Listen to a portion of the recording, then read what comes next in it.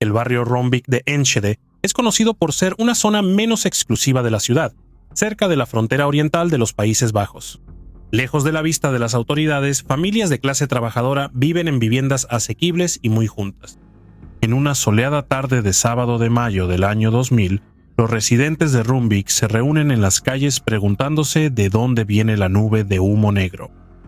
Parecen sorprendidos al escuchar que hay algún tipo de planta de producción justo a la vuelta de la esquina. Pocos saben ellos que las condiciones de vida en el vecindario eran tan precarias que se permitió que una fábrica de fuegos artificiales operara cerca. Por pura curiosidad, todo el vecindario sale y atasca la calle. De repente Rombeek parece que se estuviera celebrando un festival. El humo que sale del patio de la fábrica también llama la atención de los bomberos locales. El equipo de respuesta inmediata llega al lugar en minutos, pero cientos de curiosos les impiden acercarse a la fábrica. La multitud no escucha sus súplicas de despejar el camino, ya que todos quieren estar en primera fila para ver el espectáculo. La policía tiene que intervenir y alejar a la gente de la escena. Tan pronto como el camino está despejado, los bomberos no pierden tiempo y se apresuran directamente al patio humeante de la fábrica. Danny DeVries, un joven camarógrafo del vecindario, está aquí para capturar el evento.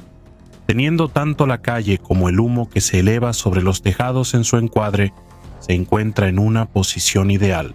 Un estallido de fuegos artificiales en el cielo, seguido de una explosión, rompe de repente el ambiente generalmente alegre en las calles.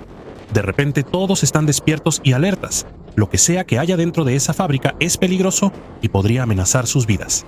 Mientras el silbido y el crepitar de los fuegos artificiales llenan el aire y pequeños cohetes vuelan por todas partes, la multitud huye de la escena. DeVries se mantiene tranquilo y graba todo. Luego, de repente, una poderosa explosión lo derriba.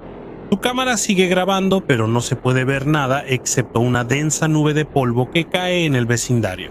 El polvo se asienta después de un par de minutos y todos se recuperan del susto. Instantáneamente, las calles de Rombeek se transformaron en escenas parecidas a una película de desastres. El nivel de destrucción causado por la explosión indica que la fábrica no era una común y corriente. El centro de la explosión es la fábrica de fuegos artificiales SE, uno de los principales proveedores de fuegos artificiales para las grandes festividades en los Países Bajos. El complejo Rombeek se estableció en 1976, cuando el área ya era una zona urbanizada. La instalación original consistía en un taller y 13 celdas de almacenamiento diseñadas para albergar 18 toneladas de fuegos artificiales. En 1996, los dueños de la fábrica aumentaron la capacidad de almacenamiento a 105 toneladas y 2 años después a 159 toneladas. En el momento del desastre, las instalaciones de almacenamiento de fuegos artificiales de SE consistían en 13 búnkeres dentro del complejo central, construidos de concreto reforzado, 16 contenedores de acero, 7 cajas de concreto ligero y 2 grandes hangares. Obviamente, la fábrica almacenaba una cantidad bastante grande de material explosivo, lo cual no era inusual considerando el alto volumen de negocio de la empresa. El problema era que estaba a solo unos metros de una zona residencial. El 13 de mayo del 2000 a las 13:03 p.m., una estación de bomberos local recibió una llamada para intervenir en el barrio Rombeek.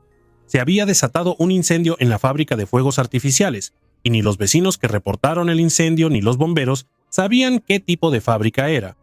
Cuando llegaron al lugar a las 3:08 de la tarde, los bomberos notaron la ignición de material pirotécnico que probablemente causó el incendio. Dado que ese tipo de incendios era peligroso, el cuerpo de bomberos pidió refuerzos. Sabían que sería un trabajo difícil mantener el incendio bajo control. Por suerte, como era sábado, no había empleados dentro de la fábrica. Los bomberos localizaron varios puntos de ignición dentro del taller principal. El incendio se había propagado rápidamente a través del complejo central y hacia afuera, alcanzando las fachadas y el techo de los hangares cercanos.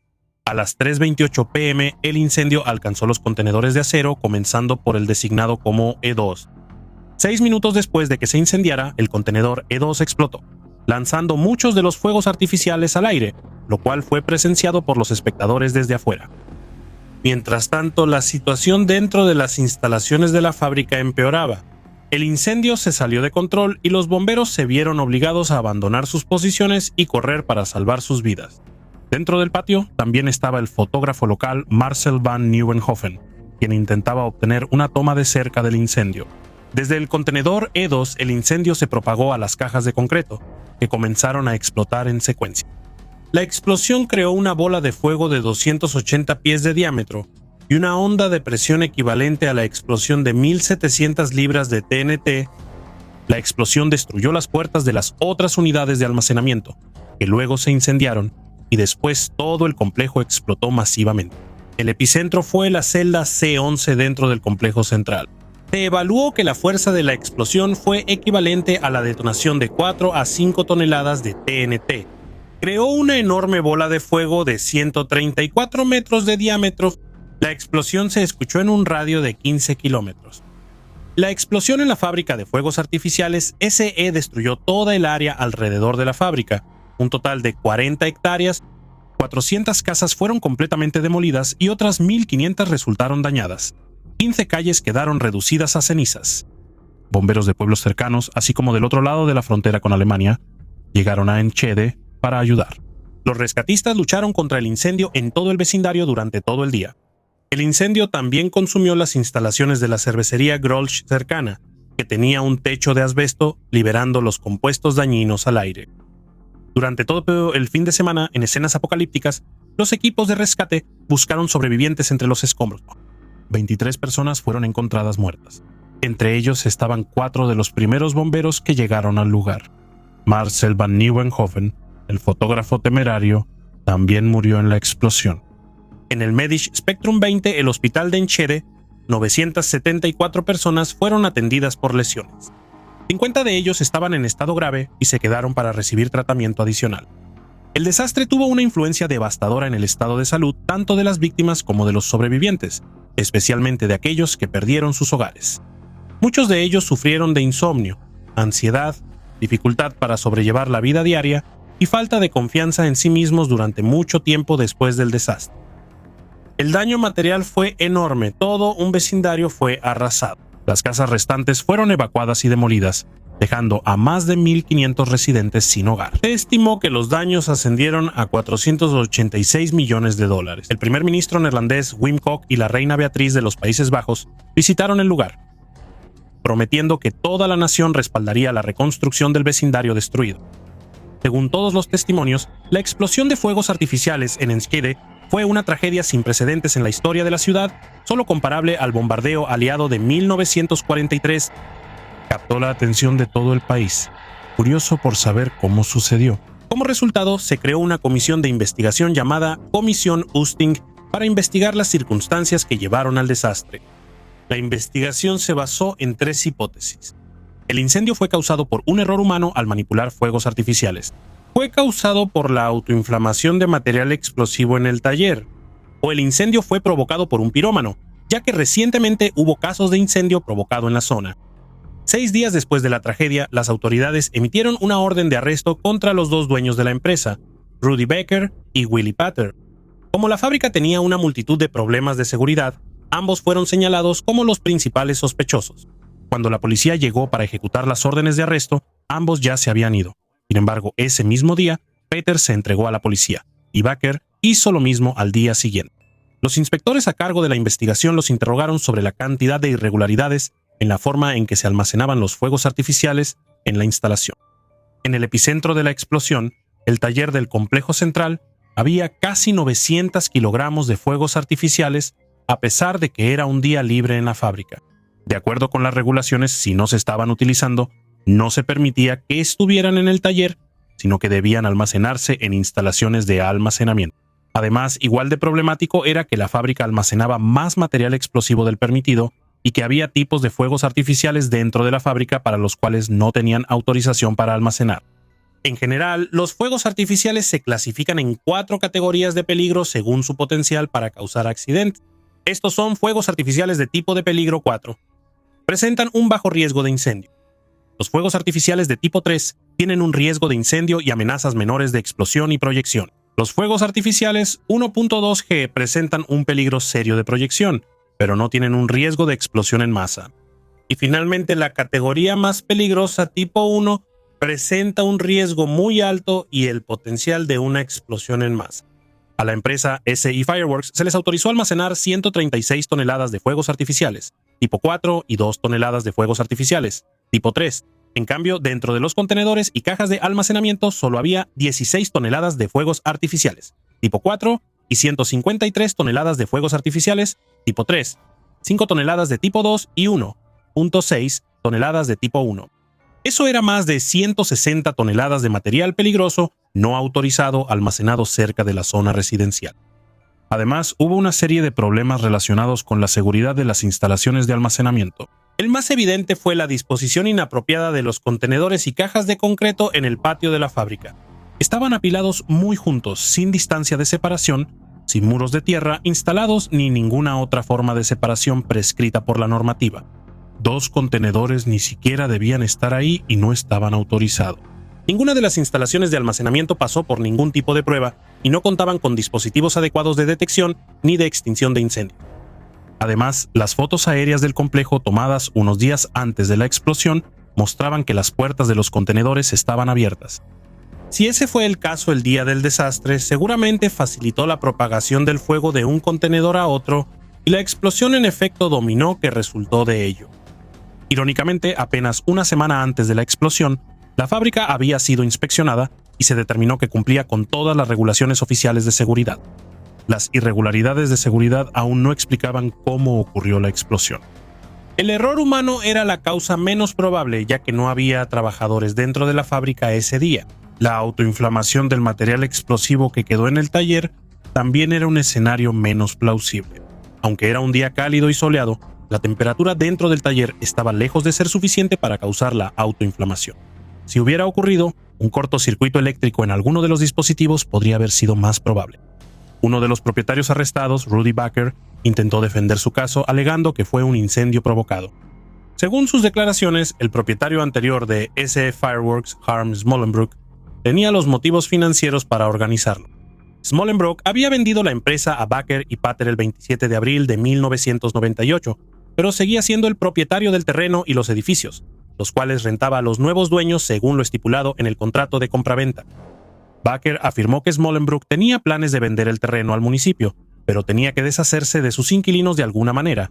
El incendio provocado parecía una buena opción.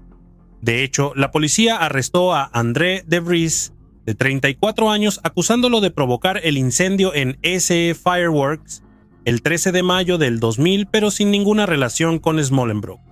Aunque de Vries insistió persistentemente en su inocencia, en mayo de 2002 el tribunal lo sentenció a 15 años de prisión. El veredicto se basó en los testimonios de los testigos, rastros de quemaduras de pólvora en sus pantalones y sus declaraciones. Como se supo después, de Vries tenía razón sobre su inocencia. En 2003 el Tribunal de Apelaciones lo absolvió del cargo de incendio provocado y lo liberó de prisión. El informe final de la Comisión Ustich se publicó el 28 de febrero de 2001. La conclusión fue que los dueños de la fábrica, cito, cometieron una serie de delitos graves en cuanto al manejo de materiales pirotécnicos, el equipo de varias estructuras y el uso y ubicación de estructuras inadecuadas. En cuanto a las responsabilidades de las autoridades locales y nacionales, la comisión solo propuso una serie de mejoras al sistema. El 2 de abril de 2002, un tribunal holandés sentenció a los dueños de SE Fireworks a 6 meses por importar y vender fuegos artificiales ilegales, violar los códigos de seguridad y quebrantar las licencias de almacenamiento. También se les multó a cada uno con $2,540 por violar las normas de seguridad. Sin embargo, como ya habían pasado 3 meses en prisión preventiva y se les suspendió la sentencia por otros 3 meses, salieron en libertad. El cargo más grave de negligencia por el incendio fue desestimado. Años después del desastre y del juicio, un famoso denunciante, Paul Van Boutenen, realizó su propia investigación. Inicialmente afirmó que los inspectores hicieron un mal trabajo dirigiendo la investigación, pero luego sugirió que todo fue un gran encubrimiento dirigido por el gobierno. Como se indica en sus informes, 2 detectives afirmaron que hubo problemas con la investigación oficial. Estas afirmaciones fueron rechazadas, pero los detectives fueron despedidos. Sin embargo, una investigación interna de la policía muestra que los detectives tenían razón, pero el informe sobre esta investigación nunca se publicó. Van Buitenen informó además que la información oficial sobre los fuegos artificiales potentes no autorizados en el almacén se basó únicamente en una reconstrucción del desastre realizada por el Instituto Forense Neerlandés, NFI y TNO, no en pruebas reales. Concluyó que tanto la investigación como el informe de la Comisión USTIC se realizaron para encubrir la responsabilidad de las autoridades. Sin embargo, el gobierno y las autoridades locales hicieron todo lo posible para responder al desastre y reconstruir Rumbik. El gobierno ofreció un respaldo financiero sustancial para la reconstrucción del vecindario, mientras que las autoridades de Enschede organizaron la ejecución del plan de reconstrucción. Conscientes de su responsabilidad en el desastre, el consejo local no tuvo participación directa en el proceso de toma de decisiones, sino que dejó esa tarea en manos de los residentes de Rumbik. Aquellos que más sufrieron pudieron decidir cómo se vería el vecindario. Las autoridades locales solo estaban ahí para recopilar sus opiniones. Al final, las esperanzas y deseos del público se hicieron realidad en el diseño de P. de Brouwer de Ámsterdam. Rumbik ha sido reconstruido hasta volver a ser el mismo vecindario acogedor que era antes. En el lugar de la antigua fábrica de fuegos artificiales, el epicentro del desastre, se dejó una parte de la cimentación original de la fábrica que fue destruida por la explosión para que la naturaleza la reclamara. Aunque dicen que el tiempo lo cura todo, tomará mucho tiempo sanar los traumas de las personas que sobrevivieron a uno de los accidentes más devastadores en la historia reciente de los Países Bajos. Mira este episodio a continuación si te pareció interesante este video. Por favor, dale like y deja un comentario si quieres apoyar el canal.